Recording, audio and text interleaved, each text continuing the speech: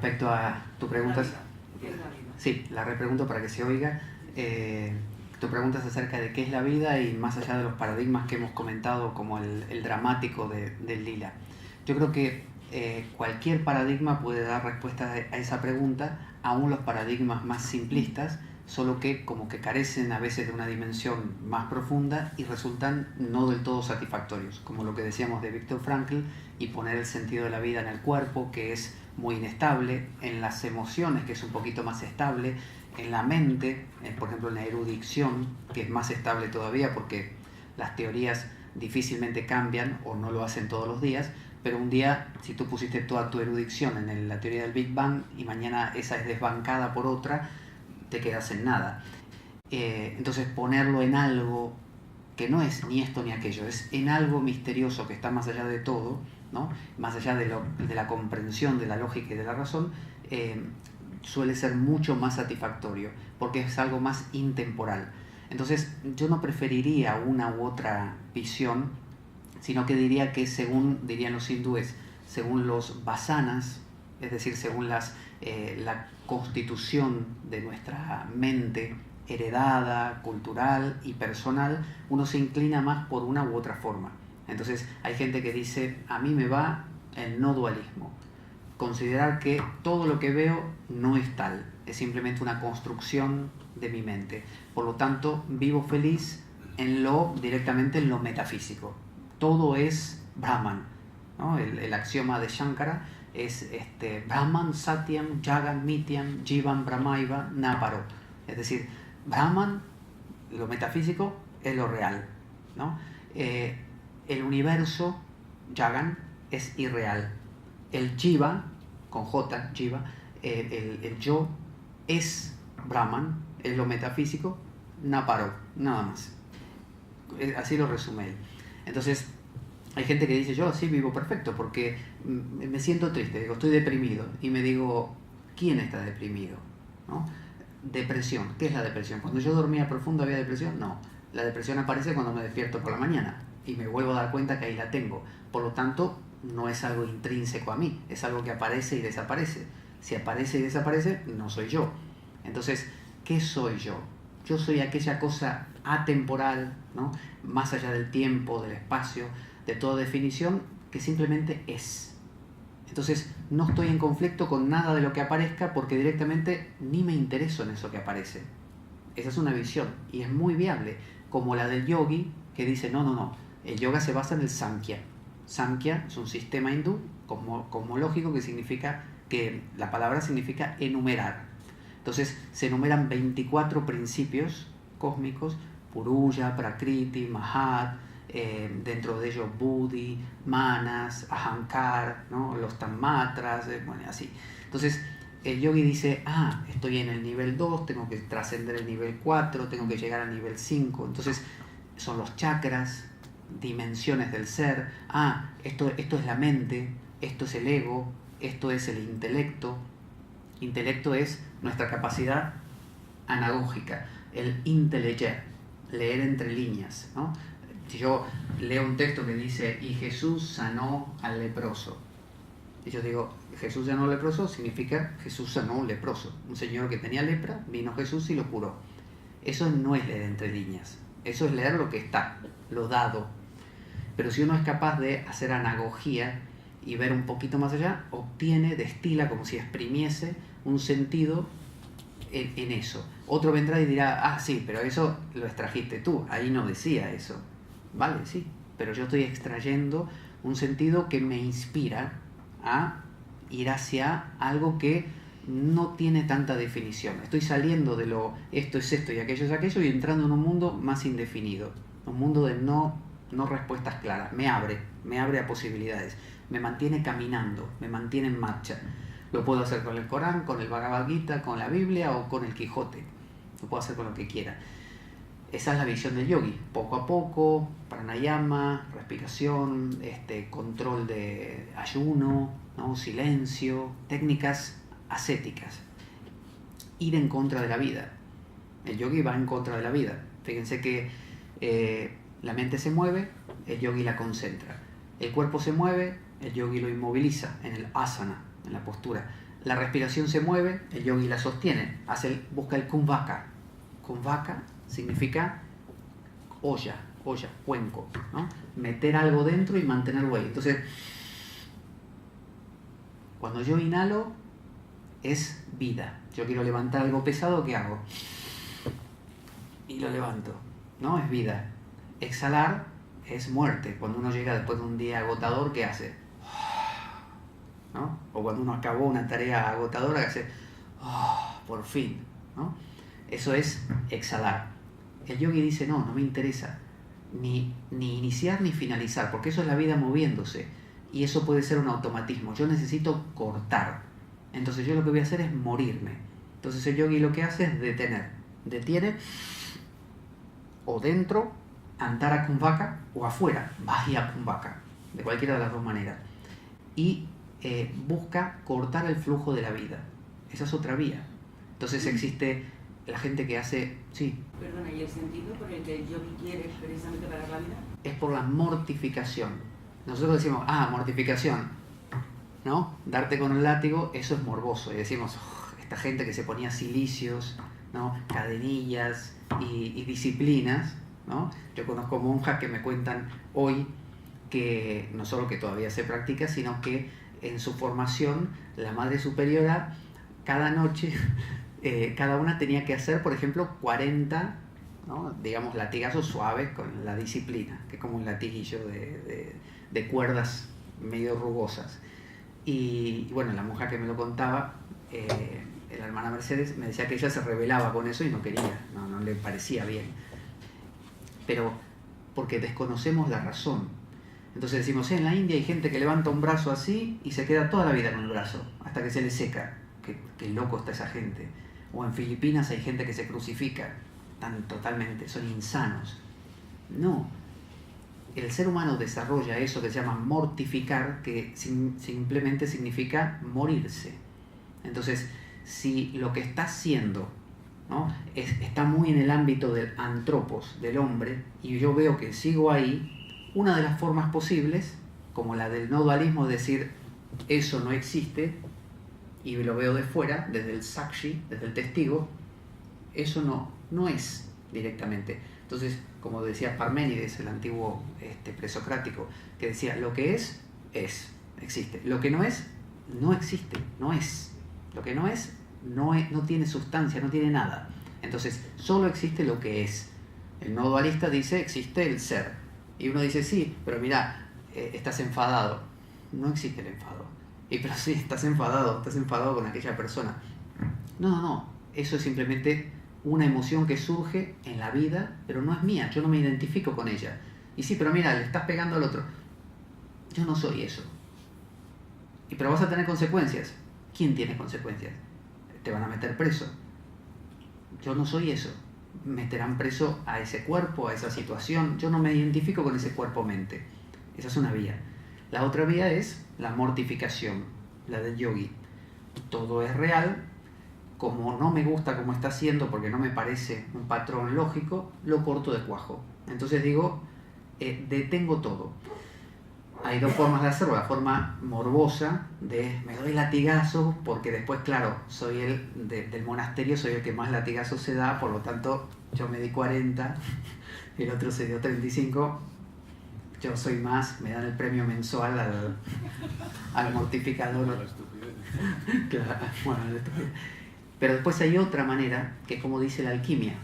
Dice, coge al lobo, mételo en el matraz, ¿no? en el alambique, córtale las uñas, las pezuñas, y cuécelo a fuego lento y déjalo aullar. Entonces, ¿qué quiere decir esto? No quiere decir que tengo ganas de comer eso y no lo como solo porque soy un maldito y me quiero torturar, o quiero demostrar que el autocontrol que tengo y que los demás me aplaudan. No.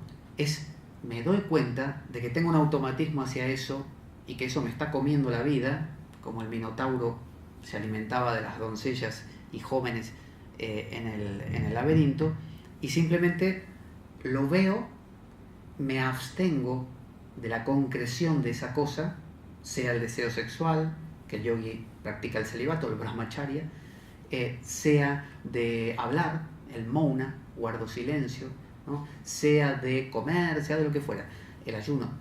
Entonces, cuando hago eso, muchas cosas se mueven en mí y se potencian. Ese lobo ya no lo solté y se va a pelear con fulano, o se va a comer tal cosa, no se satisface, queda ahí, queda ahí, queda ahí, queda ahí, y eso genera una intensidad tan grande que muchas cosas inconscientes surgen a la superficie. Por eso es que muchos de estos tipo San Antonio, Abad, que se torturaban y que se peleaban con demonios por las noches en las criptas de Egipto, que iban ahí para que los demonios se le aparecieran y poder pelearse con ellos y no sé qué, es porque lo inconsciente aflora cuando uno impide. Es como decir, yo tengo, no sé, 10 euros, ¿no? Y digo, ¿en qué me lo gasto? Me puedo comprar esto, y me puedo comprar, no sé, todos estos vasos y esta cosa, y los perdí. O me los puedo guardar, ahorro, y junto con lo que junto me compro una cosa más grande. Bueno, se trata de una especie de recolección. Yo me recolecto, no gasto en esto, no gasto en otro. El yogi es eso, es una especie de lo contrario a desperdiciar. Él guarda, y cuando acumula una intensidad muy grande, compra una apertura a lo inconsciente. Le afloran sueños, le afloran visiones, le afloran intuiciones. El que se divierte, que es vertirse, ¿no?, en distintos recipientes, se divierte, no invierte. Invertir es lo contrario a el pravriti, es el camino hacia afuera. Yo gasto en esto, tengo hambre y como, tengo sueño, duermo, tengo ganas de hacer esto, lo hago. Ni siquiera, no hay reflexión, no me pregunto ni por qué, lo hago, y mi vida se gasta en eso.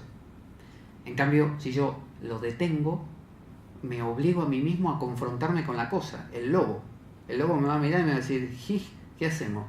¿Qué hacemos? Me estoy quemando aquí, ¿qué hacemos? Pero le corto las pezuñas, es decir, no un lobo que se me pase a mí de la raya la cosa y me lastime. O sea, saber dónde poner el límite, decir, no, basta, suelto al lobo, ya está.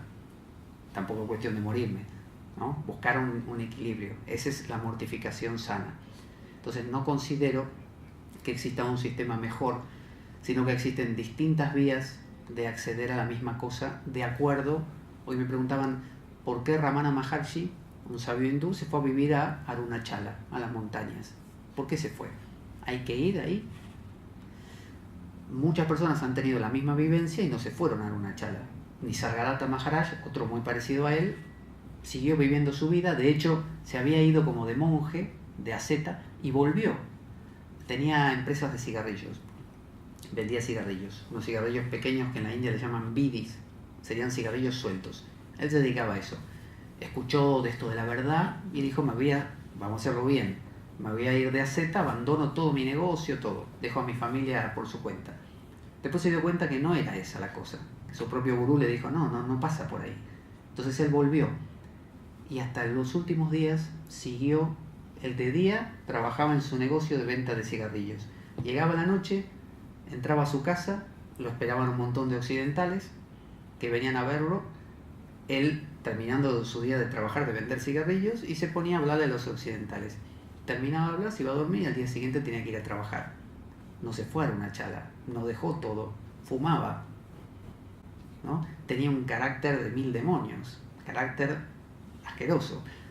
Hablaba a los gritos, trataba mal a la gente. Es decir, cada uno tiene su modo, no tiene que ser un modo único. Lo que digo es que si no hay una dimensión metafísica, y lo digo aquí arriba, pero puede ser por aquí abajo, da igual, lo que sea que hagamos empieza a carecer de sentido. Y si perdemos también lo cósmico, la Tierra, empezamos a perder pie. Entonces la idea es que sea cosmoteándrico e interdisciplinario después. Es decir, no que es cosmoteándrico y lo mío vale y lo del otro no. Vale lo de todos. ¿Más o menos? ¿Sí o quieres? A ver, no bien, yo me refería a esto, lo que has dicho, pero un poco también al concepto global. No solamente ya, es decir, la vida, y ya no hablo del sentido de la vida y lo que has dicho del enfoque, es decir, lo que has dicho del yogi, por ejemplo. En un momento me toca la respiración, pero sí que digo, es decir, la vida no solamente reconoce o está en el ser humano, también están los animales, en las plantas, en todo lo que a lo mejor no es. Por eso te decía que nos saliéramos del lila o del juego o del punto. Es decir, iría un poco más en plan global, que es difícil, porque digo, la pregunta más difícil no es de dónde vengo, qué soy o a dónde voy, sino que es la vida. Mira, siempre las preguntas las hace el ser humano. Entonces todas las respuestas siempre son, desgraciadamente, antropocéntricas, ¿no? Aún la teología, que uno dice, la teología es la descripción de Dios. Sí, ¿para quién? Para el hombre. Es decir, siempre es mi descripción de Dios. Lo importante quizá es descentrarse lo más posible y no, como tú decías, pensar que uno es exclusivamente el reservorio o la esencia de las cosas. Está en la planta, está en el pez, está en, no sé, en la roca. Pero ahí se cae a veces en otro problema, que es la gente que toma una actitud muy panteísta, como diciendo, Dios es todo, Dios es la botella, Dios es la mesa, Dios es el bueno, Dios es el malo, y entras en una especie de pleroma, una cosa todo igual, que todo vale lo mismo, y no hay que olvidar que no debe perderse el polo yo. Sí, el egocentrismo, porque tu mundo es tú, eres tú y para ti perfecto, pero sin embargo sería como, es una relación el cuerpo humano sería como el universo, ¿bien? Es decir, y de ahí vendría lo que ahora se llaman fractales, que yo lo llamaba muñecas rusas, sí, antiguamente, ¿no? Sí. Y de ahí las frases esas famosas de lo que es arriba es abajo, Sí. conocerte a ti mismo, etcétera, ¿no?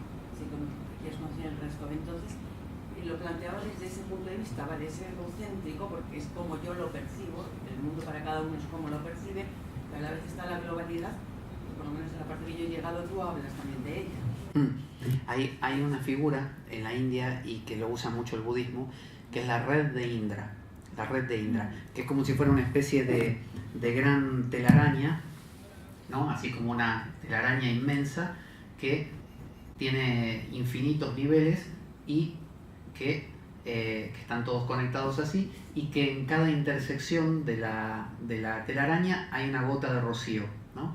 Y en cada gota de rocío se reflejan todas las demás gotas. Entonces esa es la imagen así como holográfica, es una imagen que, como decía Giordano Bruno, decía, si ningún lugar del universo es el centro, todo lugar es el centro. El Tao Te Ching de los chinos dice, el sabio, sin cruzarle el umbral de su puerta, conoce el mundo. Es decir, en cualquier cosa pequeña mía, con cualquier cosa pequeña mía, puedo entender todas las cosas de todos. Y puedo entender al perro, al gato, al universo. Porque en realidad toda parte es la totalidad comprimida. Eso da pie a cosas como esto de universos paralelos o de vidas paralelas donde uno puede estar viviendo simultáneamente, como el gato de Schrödinger, o Schrödinger, no sé cómo se dice, Schrödinger, que conocen ese experimento que supuestamente, hipotéticamente, no lo hizo de verdad. Bueno, pero que es cierto lo que dice. Sí, quiero decir, no lo hizo verdaderamente. Él puso un gato, que no sé dibujar gatos, pero supongamos que fuera así, supuestamente un gato dentro, y un artefacto que podía o no liberar, digamos, un gas y matar al gato, una cosa así. Entonces él decía, esta caja está cerrada, ¿no? No se ve el gato. Entonces él preguntaba, después de que sucediera eso, que liberara el gas, ¿el gato está vivo o está muerto? Entonces él decía que hasta que no se abriese la tapa y pudiéramos ver si estaba vivo o muerto, no se cristalizaba, no se cuajaba una realidad. Cuando se abriese la puerta, nosotros decíamos, por ejemplo, vivo, o podíamos decir muerto. Y en el momento en que dijéramos una u otra cosa, empezaba realmente el gato a estar vivo o muerto. Hasta ese momento estaban las dos cosas a la vez, simultáneamente. Son esas ideas medias raras que son propias del pensamiento cuántico y otras cosas. Yo no sé tanto como para ahondar en eso, pero lo puedo ver desde el ámbito, por ejemplo, desde la psicología profunda o desde la filosofía, donde obviamente se da pie a esto, a la simultaneidad. Uno ve que los seres humanos, ya hablando de esto, de la analogía. La analogía es, por ejemplo, se basa en la lógica. Por ejemplo, yo digo A es a B como C es a D, ¿no? A es a B como C es a D. Por ejemplo, no sé, el rey es a sus súbditos como el padre es a sus hijos.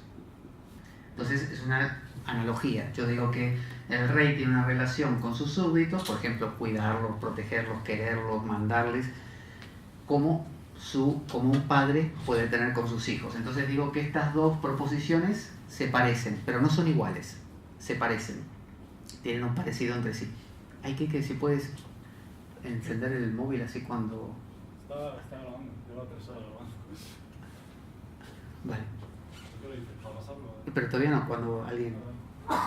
Entonces, estas proposiciones tienen que ver con la analogía, con el parecido. Entonces, después yo puedo decir, el rey se parece a un padre, por lo tanto, A es análogo a C y los súbditos se parecen a los hijos, por lo tanto, B es igual a D.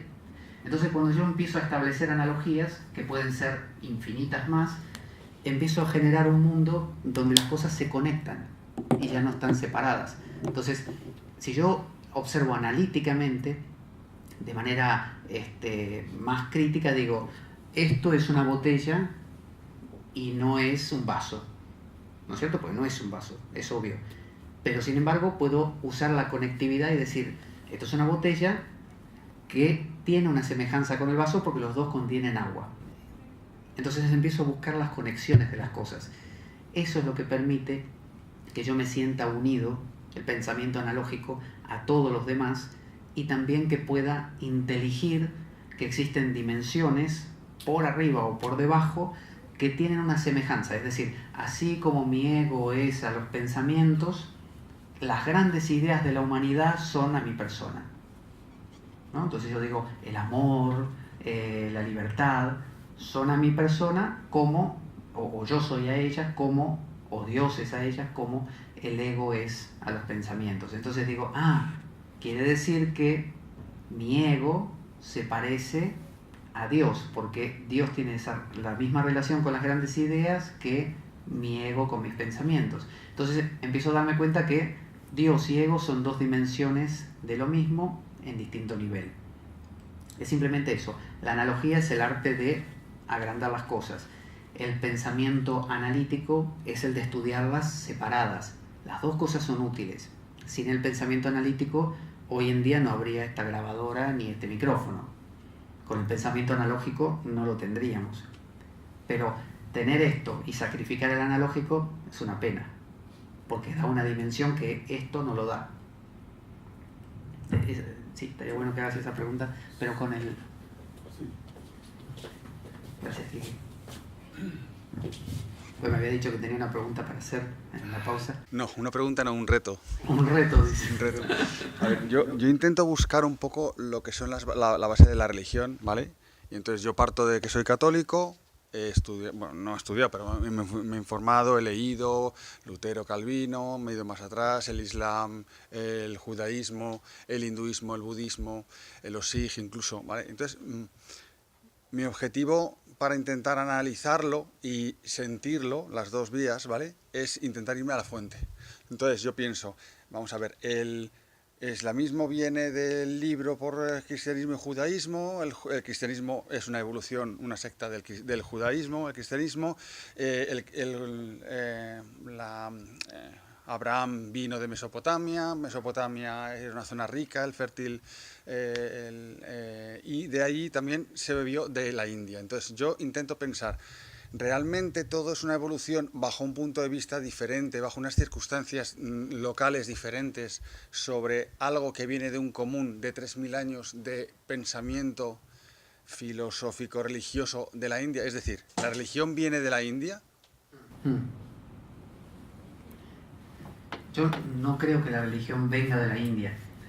Lo que sí, porque hay culturas como China, por ejemplo, que en épocas paralelas tenían una profundidad similar y el pensamiento chino es sumamente profundo, que bueno, luego contagia el pensamiento japonés, por ejemplo.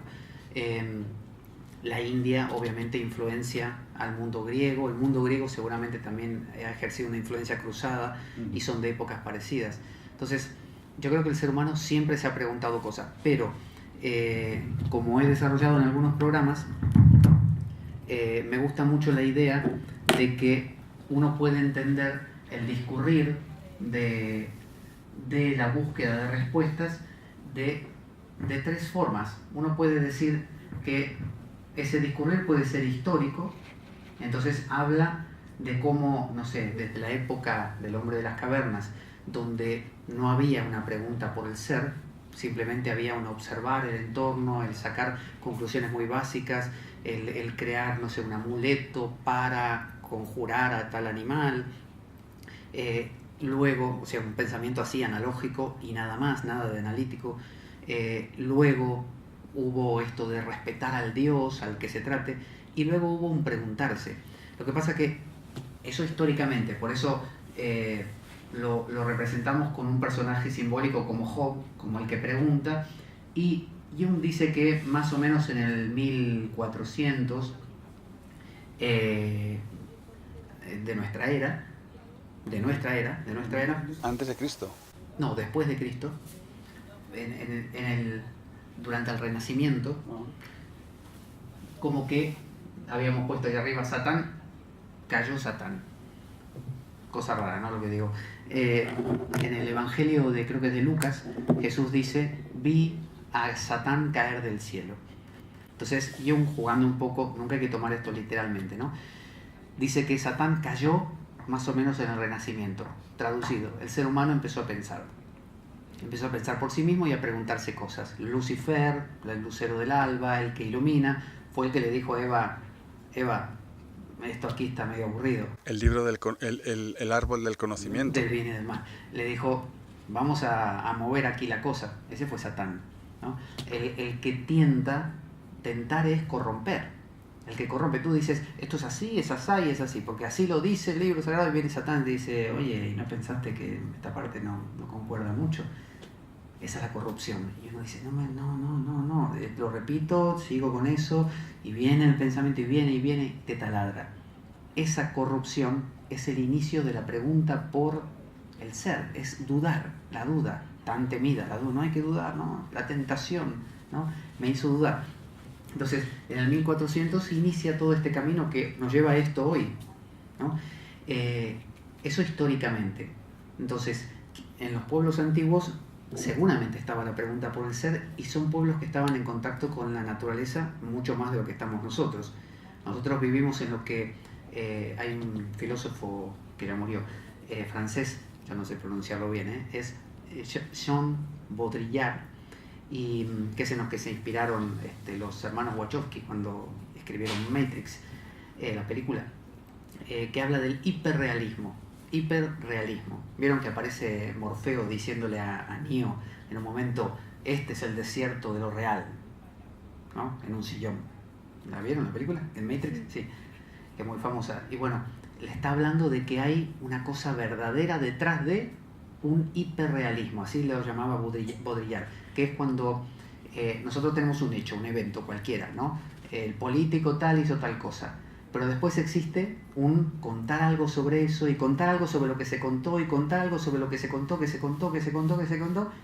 y hoy vivimos en un mundo donde es el bucle del bucle, y ya no sabemos ni por qué. O sea, nuestros bisabuelos vivían en contacto con el cerdo, que si se moría no tenían para comer, la oveja, eran cosas, soy la tierra, se me muere la oveja. Por eso te decía, de intentar evitar el bucle del teléfono escacharrado, que al final el último comenta algo que no tiene que ver con el primero, e irte un poquito a las fuentes, ¿vale? Entonces, cuando, por ejemplo, la gente quiere buscar las mejores fuentes, y ya que, por ejemplo, en la Biblia no se conserva nada en hebreo, se va a las fuentes que son en el griego. Entonces intentan traducir todo del griego, por ejemplo, ¿vale? Y entonces sacas una versión muy buena, Straubinger o Coluga o Jerusalén, y de esas ya te partes para intentar ya traducir del francés al español o lo que sea, ¿vale? Pero vete a la fuente. Entonces la fuente, yo digo, la religión judaica, que es la que parte del de la que parte del cristianismo, se basa en una historia que cuentan y escriben un montón de cosas, pero es muy cerrada. Sin embargo, el hinduismo, que luego evoluciona hacia el budismo, el hinduismo tiene 3000 años de experiencias y de buscar algo, de buscar, aunque eso que no lo encuentre, de buscar y buscar. Y entonces habrá gente, como decía antes, que quiera vivir de ello, los excluyo porque no me van a aportar nada, porque ellos van a su cuarta pregunta, cómo llegar a fin de mes, y yo lo que quiero es eso, buscar esas personas que honradamente querían buscar responder las preguntas últimas y ayudar a todos sus compañeros de la tribu, de la ciudad, para ir adelante. Y son 3000 años de conocimiento y de experiencias. Espera, si no me pierdo algunas cosas que me parecen interesantes decir antes que sigas. Si uno tiene la idea de que aquí hay más verdad... No. Ah. No, al contrario.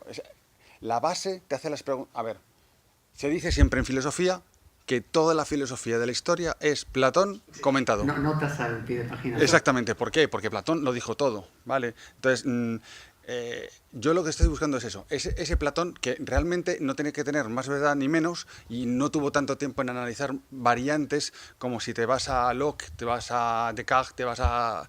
Vale, no puedo evolucionarlo, pero quiero ir a esa fuente de decir realmente qué estaban buscando.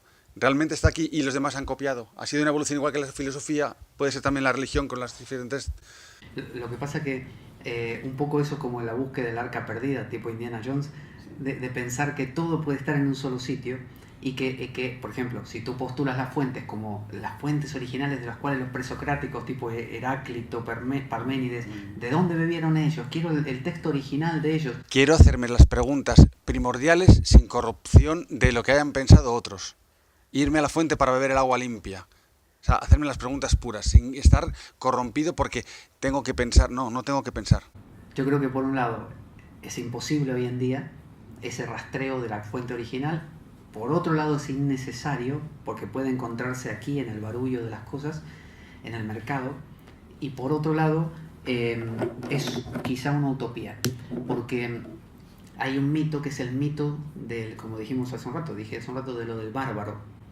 De pensar que en algún lugar existe esa especie de tabula rasa, de pizarra en blanco, que la puedo encontrar o en mi mente o en algún libro perdido que cuando dé con él... Yo siempre me he preguntado si yo voy a una isla desierta en un naufragio, ¿no? Tipo el náufrago, el de Wilson, de Tom Hanks, y caigo ahí, ¿qué libro me llevaría? ¿No? O sea, ¿qué libro podría ser el que cada día me aporte algo y que fuera, que ese lo tuviera todo? Bueno, me he devanado los sesos, no encontré ninguno nunca. No hay uno que lo tenga todo, porque en realidad yo soy el que lo tiene o no lo tiene. Entonces, no se trata de, bueno, disolvamos el hiperrealismo, vamos a quitar toda la maraña de lío que nos están transmitiendo los medios para desentrañar. No, es un viaje de 1000 pasos, dice el Tao Te Ching, comienza con un paso. Dalo desde donde estés. ¿Tú qué eres? ¿Oficinista? De la oficina. ¿Qué eres? ¿Vendedor? De tu puesto de venta. ¿Qué eres? ¿Filósofo? ¿Eres religioso? Desde donde sea. Se puede caminar desde cualquier lado, se puede interpretar el Quijote o la Alicia en el País de las Maravillas y se puede aplicar analogía y anagogía a cualquier cosa, aún al lío. Por eso yo no me decantaría por buscar un pasado ideal. Cierto es que los antiguos, o mi bisabuelo, que vivía de forma más rural, que se quedaba por las tardes, después de su jornada, fumando quizá o lo que fuera, mirando al monte. ¿Y qué estaba haciendo ese tipo? Pensando como nosotros en lo que va a ser el... No, estaba perdido en el monte, perdido, así. Es lo que llamamos contemplación. Y él lo hacía espontáneamente. Es obvio que uno dirá, bueno, entonces que era un iluminado. Estaba meditando. No, porque la meditación, ¿no? La meditación no solamente requiere que una persona esté sentada aquí, que esté además repitiendo cierta oración o lo que fuera. No, requiere algo que se llama autorreflexión. O sea, darse cuenta de lo que está pasando. Si no agrega ese elemento, solamente hay lo que hay. No hay una reflexión sobre lo que está pasando y no hay un descubrimiento de nada. Yo puedo tener, no sé, un estado, decir, bueno, yo repito este mantra y me súper tranquilizo. No, me siento, cuando estoy loco, me siento y repito, no sé, Om Mani Padme Hum 600 veces y quedo sereno. Bien, sí, también puedes tomar un Valium, queda sereno. O puedes escuchar la espada de Damocles y dormirte. Pero eso no solamente calma o soluciona un problema, pero no abre la puerta a nada más profundo. Para que se abra la puerta hace falta la reflexión. ¿Qué es lo que pasa? ¿Qué es lo que estoy viviendo? ¿Qué es este silencio? ¿Por qué este silencio?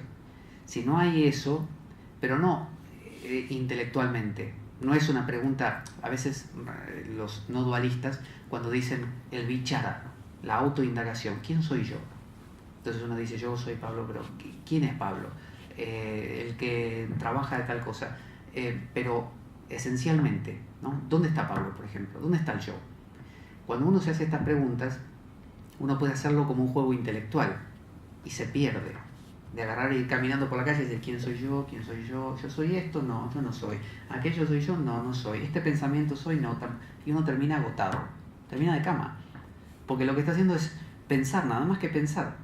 Y no se trata de eso. Se trata de una especie de perfume de, como dicen los hindúes, Koham. ¿Quién soy?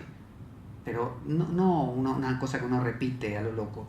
Un perfume de inquisición, de estar inquisitivamente atento. ¿Qué?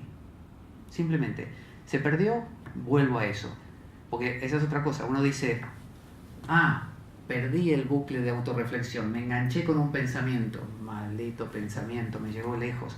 Ahora tengo que volver. ¿Cómo me dejé llevar? Pero hace años que estoy meditando y me pierdo así. Eso generará un bucle en el bucle. Entonces me enfado por haberme distraído. Luego me enfado por haberme enfadado por haberme distraído. Porque yo digo, si yo soy un ser evolucionado, entonces me enfado por haberme enfadado, de haberme distraído. Cuando quiero acordar, en esto se convierte mi vida. En un ejercicio de autoflagelación. Entonces, lo contrario a eso es una aceptación, pero no por esfuerzo propio, es por darse cuenta de que ese no es el camino. Simplemente, el Tao Te Ching dice, el sabio es el que se cansó de sufrir. Simple. Me cansé de todo este lío. No es que tengo que decir, me cansé, ¿y ahora qué hago? No, me cansé. El cansarse ya genera un cambio. Por ejemplo, yo voy caminando por el campo, en una noche sin luna, oscura, no veo nada. Y de repente, una tormenta, un rayo, ilumina el cielo por una milésima de segundo. Y veo que delante mío había un pozo y me iba a caer. Tengo que hacer yo un ejercicio intelectual muy grande para decir, momento, a ver, sigo por este camino y me caigo al pozo y muero, o me giro 180 grados y emprendo el camino contrario. ¿Qué hago? No, uno ve el rayo, inmediatamente se da la vuelta y se va para el otro lado, o lo evita. Es espontáneo. Esa espontaneidad, los hindúes le llaman sahaya, espontaneidad, es la actitud natural y es simplemente actuar. Es como cuando dicen en el Zen, cuando tengo hambre como, cuando tengo sueño duermo. No se refiere a hacer lo que hace la mayoría de la gente que uno ve por la calle, que cuando tiene ganas de comer, come, y todos van a decir, ¿es lo que hago yo?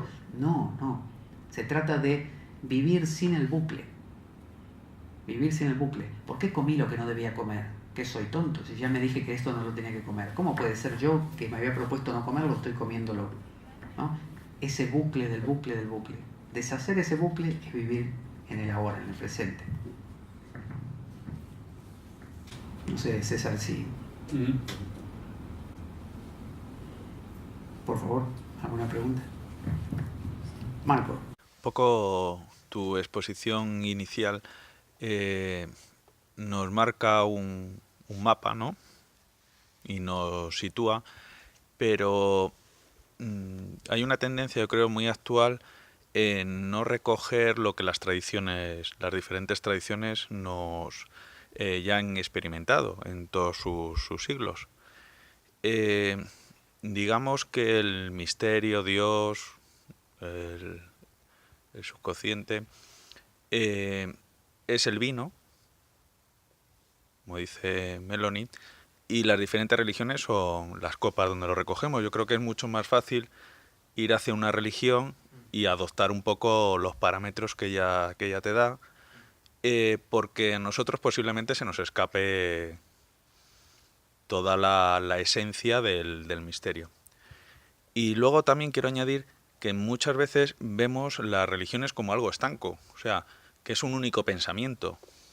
Y dentro hay muchas corrientes diferentes, muchos matices diferentes, en la católica, en los musulmanes, las vemos demasiado rectangulares.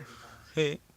Y son más como si fuese una hoja de sierra, ¿no? Que avanza más, va como la humanidad. Hay gente que está en un pico y otro abajo, pero todo va avanzando, ¿no?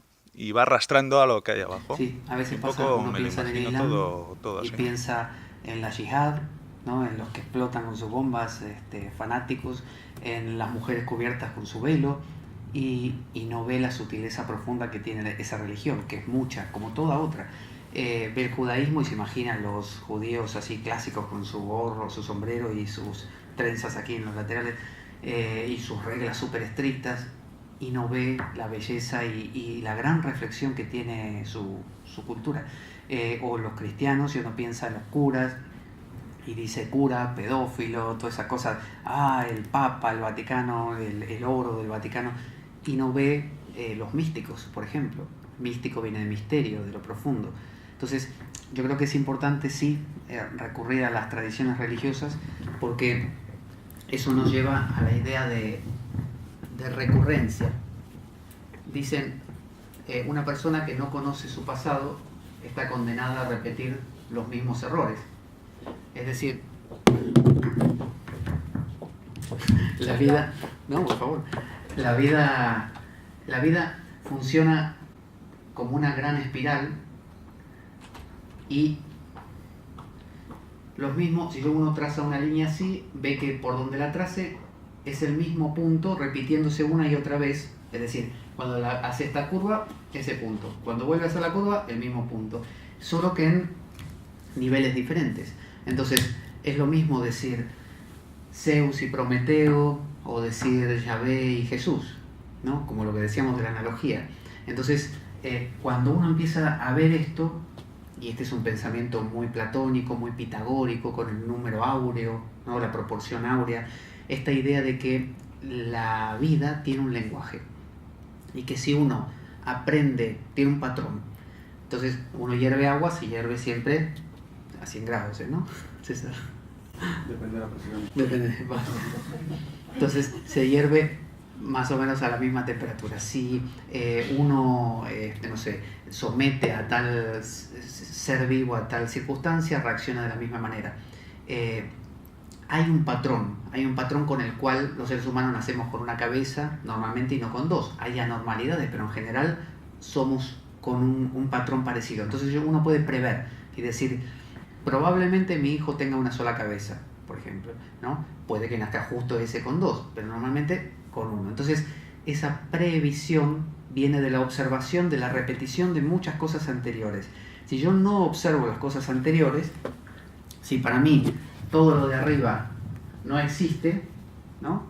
Y solo existe esta vuelta de la espiral, y yo estoy justo antes, aquí, y me preguntan ¿cómo va a ser esta espiral? Entonces yo le voy a decir, la verdad, no tengo ni la menor idea, porque yo solo veo esta, y no ocurrió, veo esta. Entonces, si me dicen, ¿va a ganar este equipo de fútbol? ¿O cómo va a desarrollarse este partido de fútbol? No lo sé. Ahora, si yo veo la historia, me estudio la historia de ese equipo, los jugadores cómo son, cómo han ocurrido otros partidos, voy a tener un bagaje de sabiduría, de saber que se repiten patrones, como la gente que sabe que hay patrones en la humanidad, donde llega un momento que colapsan, o la economía que vuelve, y la persona promedio no las ve porque no ve esos patrones, solamente ve el ahora. Tenemos una visión muy estrecha, ¿no? Así como los caballos. Entonces, decía Jung que si yo miro los mitos, por ejemplo, de Zeus con su rayo en la antigüedad, luego miro a Yahvé, es decir, mitos de la humanidad, lo miro a Krishna con su flauta, ¿no? Voy a encontrar patrones que se repiten. Y si miro los devotos de cada uno de estos dioses, como decíamos lo de la analogía, también voy a encontrar patrones. Por lo tanto, al encontrar patrones voy a poder prever lo que va a suceder, darme cuenta la conexión entre las cosas, y las religiones suelen ser el reservorio de esos patrones, porque hubo mucha gente que se hizo la misma pregunta antes y encontró una respuesta parecida. Si yo miro a Heráclito de Éfeso, yo voy a encontrarlo como un tipo que tenía mis mismas inquietudes, y me va a servir de mucho ver cómo respondió en la pregunta que él decía, el arjé, ¿no?, de las cosas, la esencia de las cosas era el fuego, era la guerra entre los opuestos que se chocan y que la vida es movimiento. Eso es algo que lo puedo constatar hoy. Si se le ocurrió a Heráclito, Heráclito no era un reptiliano, Heráclito era un hijo de vecino como cualquiera. Si a él le pasó, a mí también. Si Jesús, anagógicamente, trayéndolo de lo literal, sintió que debía sacrificarse, la idea de sacrificio también está en mí. Yo me sacrifico por un hijo, por una mascota, por un amigo, por el país, la nación. Está el mismo principio, lo puedo ver funcionar en todas partes. Entonces puedo aprender mucho de lo pretérito. Lo pretérito me va a enseñar cosas del ahora. Entonces me van a permitir no repetir el mismo error, porque si no es muy tonto comenzar de cero, decir no, yo no quiero que me influencie nadie, Heráclito ni nada, ni Jesús ni nada, ninguna religión, yo borro en todo, yo desde cero hoy arranco. Probablemente es como si yo dijera, quiero, no sé, desarrollar el rayo láser, supongamos que no existe, quiero desarrollarlo, pero no me quiero basar en nada que exista antes, tengo que arrancar desde la rueda más o menos, en adelante. No me da la vida, es tonto. Es más inteligente decir, a ver, yo para hacer esto necesito, no sé, electricidad, maquinaria. ¿Quién creó maquinaria? El otro. Bueno, voy a coger todo esto. ¿Qué otros experimentos hicieron que no llegaron a concretarse y que fallaron? Aquel. Vale, a ver, los voy a estudiar. En 2 minutos voy a poder llegar a ese resultado. Entonces, lo que dice Marco de basarse en tradiciones antiguas es muy sabio. Apuntalan. Es el mismo ser humano. Quizá existe un solo ser humano en toda la historia que le pasan las mismas cosas que a nosotros, a cualquiera de nosotros. Entonces, por eso digo, Edward Edinger, que era discípulo de Jung, que es sobre el que estoy desarrollando este último programa y el anterior también, este último del arquetipo del Apocalipsis, tengo un libro de él que él analiza 15 salmos. Pero en vez de analizarlos como yo les decía, no sé, mata a mis enemigos, castiga a los que me maldicen y que se mueran y que sufran, ¿no? Porque tú eres grande, ¿no?, le dice a Dios, como para alentarlo. En vez de mirarlo así, él le busca un sentido anagógico, más profundo. Entonces, eso que hace él lo podemos hacer con cualquier tradición porque están llenas de imágenes. Lo que nos eleva hacia lo metafísico normalmente es la imagen. Entonces, ¿qué es la imagen? El mito. Porque el otro día veía a Richard Dawkins en YouTube que combatía, digamos, verbalmente con algunos creyentes y decía, ¿por qué Jesús no dijo las cosas directamente? ¿Por qué no dijo, hacer tal cosa o no haga esta otra? ¿Por qué todo esto de que el cuento, el cuentito, la parábola, el mito? ¿Por qué? ¿Por qué confundir? Si se puede decir la cosa simple. Los estoicos les gustaba mucho esto, y había un presidente norteamericano que también mandó hacerse una Biblia sin milagros. O sea, una Biblia solo de aforismos, como el documento Q que se encontró ahora, así, solo aforismos, que dijera Jesús dice tal cosa, portaos bien, pero nunca Jesús curó porque decía que eso era controvertido. Entonces, lo que nos lleva hacia arriba es la parábola. Fíjense, no me quiero extender. Ya estamos. Ya acabamos. Yo tengo una persona, ¿no?, que tiene un tipo de vida determinada, ¿no?, mal humor, ¿no? Ese es su actitud. Tiene una nube ahí oscura. Entonces, yo quiero ayudarle a deshacer esa nube, porque él me lo pidió de repente. Entonces, vengo yo y le digo, supónganse, aquí directamente, le digo, no sé, eres negativo, ¿no? Eso sería directo, es lo que pretendía Richard Dawkins. Dile directamente lo que es, ¿para qué le vas a estar complicando? ¿Qué hace la persona? Como no quiere aceptar que es negativo, le cae mal, ¿no? Pues sabe que tampoco puede hacer mucho, extiende su nube rápidamente, así, y bloquea lo que yo le digo para que no le afecte, ¿no? Y si hace falta se da toda la vuelta, ¿no? Así, para protegerse bien. Sí. Ahora, supongamos, esa sería la vía directa, ¿no? Directa. Como cuando están los aforismos esos de pórtate bien, haz lo que tienes que hacer y Dios te premiará. Ahora, imaginemos que tenemos la misma persona que está aquí con su nube de negatividad, ¿no? De enfado. Me pide que le ayude, pero resulta que yo soy un poco más sabio y sé que va a pasar eso, que me lo va a bloquear. Entonces, ¿qué hago? Le cuento una parábola. Una parábola, ¿vieron qué es esto? Es una curva.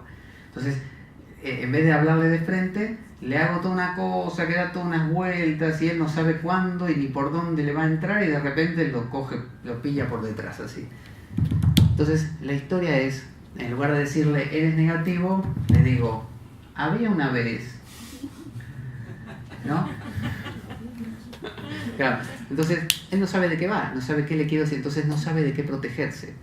Entonces, de hecho, cuando se lo termino contando, no sabe ni qué le quise decir. Nada. Un alumno que yo tenía, psicoanalista, me decía, nunca cuentes el significado de un cuento, simplemente cuéntalo. Y deja que la persona se quede con la incógnita y no tenga ni idea qué quisiste decir, porque eso es lo que realmente cambia a las personas. Entonces, esto es la parábola, ¿no? Y como él no sabe de qué protegerse, le entró y le quedó aquí dentro como una semilla muy nutritiva, porque lo que le dije era positivo, ¿no? Le va a fructificar cuando le fructifique, no lo sé, pero lo cambia. Entonces, ¿qué son estas parábolas? Bueno, son, por ejemplo, la poesía, que no es solamente, oh, bella amada, qué labios, no. Eso es una poesía romántica, pero también está la poesía religiosa, que nos habla de estas cuestiones así como metafísicas, pero sin decírtelas directamente. Entonces, los salmos, las escrituras de cualquier religión, las oraciones de los santos, la liturgia de las horas cristianas, cualquiera de ellas pueden usarse como modos de contarse a uno mismo parábolas sin entender qué están haciendo, pero que están sembrando un algo metafísico. Por eso considero que son útiles cuando uno las sabe ver así. Está teniendo así una visión anagógica, sabiendo que coge algo literal, pero que eso uno le está dando un vuelo muy grande. Por eso los cuentos zen, que son tan raros, los koan, ¿qué sonido produce una mano al aplaudir? Y uno dice, ninguno. No, eso es una respuesta lógica. Piénsalo más. ¿Qué sonido produce una sola mano al aplaudir? Y uno mueve así y dice, bueno, muevo el aire con mucha fuerza y produce una vibración. No, dice el maestro, tampoco es eso. Sigue pensando. Eso de ponerme loco, de que no sé por dónde va la cosa, eso produce una intensidad tan grande que genera eso, imagen, una imaginación, que es una actitud del alma. No alma en el sentido teológico, sino alma en el sentido no de conciencia, de solamente estar consciente, sino el alma es la capacidad humana de sentir. No solo analizar, racionalizar, sino sentir. Entonces cuando uno dice, bésame con los besos de tu boca, como el cantar de los cantares, ¿no? Bla, bla, bla, es algo que llena el corazón. Eso es lo que da sentido, porque justamente como una parábola nos lleva mucho más lejos de lo que la lógica nos llevaría. Por eso no se trata todo de entender, sino de exponerse a. Por ejemplo, vosotros estuvisteis hoy aquí, habéis sido expuestos, los tibetanos dicen, uno debe exponerse a la enseñanza. Listo. ¿Te expusiste? Vale, vete a tu casa, ya está. ¿Pero y qué tengo que sentir? No sé. Tú vete a tu casa. Algo pasó ahí. ¿Pero qué? No lo sé. De eso se trata. Bueno, vamos a hacerlo hasta aquí, así no se nos hace tarde. Una más. Vale, una más. Yo te quería preguntar, partiendo de la base de que rezar sirve de algo, ¿no? ¿Cuál es la actitud adecuada para adecuada, si es válido esa palabra, en la que uno debe rezar, ¿no? En la que podemos sentarnos a rezar o a recitar un mantra o simplemente estar. Pero esa conexión, ¿no? ¿Cuál es la actitud con la que debemos hacerla? Yo creo que existen dos formas diferentes que planteaste. La de recitar un mantra es una repetición continua de algo, menos reflexionada y más mecánica, que busca justamente aquietar el pensamiento discursivo. Pero luego está el orar, el rezar, y en el hablar, ese hablar, por empezar, genera varias cosas. Por empezar, uno se conoce a uno mismo. Tú dices a alguien, bueno, a ver, reza un poco. La persona va a decir de repente, dame dinero, dame poder, dame gloria, y tú dices, ¿te estás escuchando lo que dices? ¿No? Claro, es una forma de conocerte a ti mismo, ¿no? Por sus obras los conoceréis. Bueno, por lo que la persona va haciendo al orar, se conoce, se reconoce, y a veces es incómodo, es fuerte, darse cuenta de qué dices, porque a veces uno piensa y piensa muy rápido. Por eso escribir en un diario, viste, es muy bueno, porque uno escribe, y al escribir lento, pues escribir es más lento que pensar. Hablar es intermedio, hablar es un poquito más rápido que escribir, pero más lento que pensar. Entonces, cuando tú le rezas a Dios, dices, Dios mío, si uno lo hace de nuevo de manera, como habíamos planteado, maquinal, ni se entera. Pero si uno hace esa reflexión, no solo reza, sino dice, a ver, ¿qué estoy diciendo? Uno se descubre. Entonces el orar es un acto también de descubrimiento. Además, si entendemos que a lo que le oramos no es un otro, sino que es yo, no un yo igual a mí, sino un binomio que me constituye como una totalidad, me estoy rezando. No se trata de que mi rezo vaya a lograr lo que quiere, sino que es una expresión de deseo, y esa otra parte no es que no oye lo que yo digo, es yo. Es como si yo le dijera a mi inconsciente, ¿por qué este miedo? ¿Por qué no dejas de sentir miedo? Esa es mi expresión de deseo. Si lo inconsciente reacciona, que sí reacciona a eso, porque nada puede pasar sin que cree algo. Entonces, si yo estoy diciendo algo, repercute en lo inconsciente. De la misma manera, teológicamente diríamos, Dios escucha. Porque algunos dicen, Dios ya sabe todo. ¿Para qué le vas a estar diciendo? Si Él lo quiere, lo va a hacer, y si no, no. ¿Para qué? No sirve, no cuenta. Sí cuenta. Porque yo soy una expresión de eso. Es como si mi dedo me empezara a doler. No cuenta para mí que me duele el dedo. Algo voy a hacer, me duele el dedo. Imagínate que el otro dedo le dice, oye, ¿no te das cuenta que Pablo es mucho más grande que tú? No te va a prestar ni atención. Pablo sabe lo que tiene que hacer. Por más que tú empieces a doler, no te va a prestar atención. Mentira. Yo voy a ir a ver por qué duele este dedo y a solucionarlo. Es igual. Este dedo no es algo mío, es yo. Es yo. Entonces, ¿por qué decimos mi dedo, mi cabeza? Sería yo dedo, yo cabeza. Porque, Yo me he pensado mucho eso, ¿eh? porque nuestro lenguaje tiene sustantivos que en realidad no sostienen nada. No existen los sustantivos, son falacias, son maneras de hablar. No existe la mesa, existe meseando como un verbo, porque esta mesa es mesa ahora, pero si yo, no sé, la doy vuelta y la uso para deslizarme por una calle, es un skate, una patineta. Es decir, o si la destruyo y construyo con esto una silla, ya no es mesa, ahora es silla. Entonces, ninguna cosa es una cosa, sino que está siendo una cosa. Es un verbo. Entonces, cuando decimos mi, ese mi, además de señalar cosas que no son cosas que están siendo, es como si me señalase a mí y dijera, bueno, pero yo sí soy. Pero este es mi teléfono, pero este es yo dedo. Es diferente. Porque esto lo he adquirido yo, pero esto soy yo. Hay una sensación con el cuerpo de posesión, pero también por una sensación de que uno controla esto y no lo otro. Pero también tú no controlas el latir cardíaco y te lo apropias. O no controlas tu pensamiento y dices mi pensamiento más que mi móvil. Todavía. Somos así. Somos raros, sí. Bueno, Miguel, ¿quedó respondida la pregunta? Bueno, muchísimas gracias por estar aquí. Muchas gracias a los que hicieron posible el estar aquí. Espero poder en la siguiente ocasión volver a encontraros por aquí y pasarla tan bien como hoy. Espero que lo hayáis pasado muy bien. Gracias.